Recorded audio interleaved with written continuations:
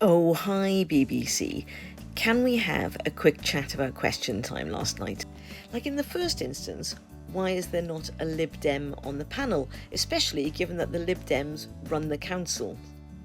And then, why is Zia on the panel again? This is his third time on the panel, and just a reminder, he is completely unelected and bought his way into the top of Reform. Bizarrely, bought himself into the top of Reform whilst being a Tory party member. In fact, it was the Tories that kicked him out when they discovered that he was then the chairman of Reform. Of course, there was a little hiccup in that because he resigned. He said trying to get Reform elected was a waste of his time. Then returned 2 days later, no longer the chairman. Then he was head of Dodgy Doge, which actually hasn't saved any money anywhere. And now he's head of policy. Now, of course, policies and reform don't really go hand in hand, do they? As was really challenged last night by one of the audience members who challenged Zia not to talk about immigration. And of course, Zia couldn't. He said it's what everybody's really worried about. And Zach Walensky, on his Question Time debut, made the great point that people wouldn't be so scared about immigration if they weren't being told to be so fearful about it all the time by the media and reform. Fascinating, wasn't it, to see another populist on the programme, because that is what Zach is, a populist from the left. And I said this at the time, he'd be a lot more credible if he hadn't done that stupid thing when he claimed that he could enlarge a woman's breasts by hypnosis. And I think it's hugely problematic that any political party elect somebody with such a dodgy past. But he could have turned it around last night, for me anyway, by owning it and admitting it. But instead, he did lie and then backtracked and then said, well, that was in the past. But he hasn't actually dealt with it. And I think that was to his discredit last night. And God bless you for trying to bring it back to division and hate at all times. But this was the bit I was interested in. It was to Zach's credit that he brought up the Russian connection.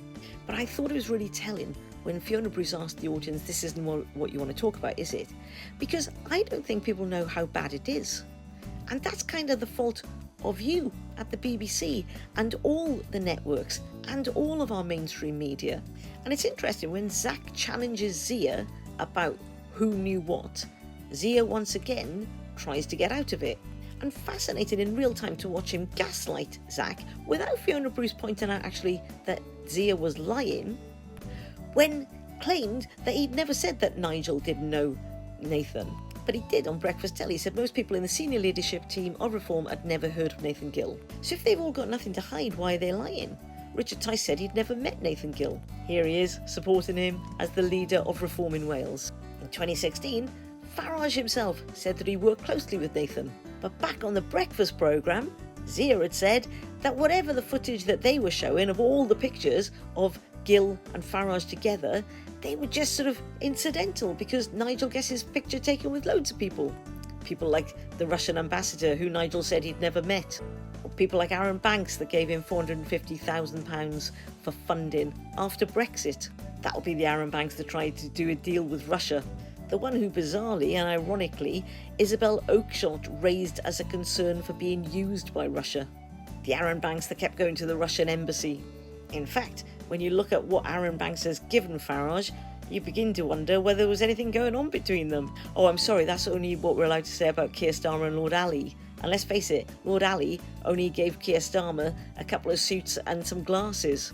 Yet we're meant to think this isn't a scandal. Or what about the fact that Farage's aide, the person that used to put his social media clips up online, was also a regular visitor to the Russian embassy? That'll be the Russians that perfected hybrid warfare, ensuring that algorithms went in their favour, promoting the people that they supported, that supported them. So I guess my point is, maybe that Question Time audience weren't interested in it because they don't actually know how bad it is. And that's sort of down to you and your bias programming, isn't it? Anyway, just wanted to put it out there, as you were.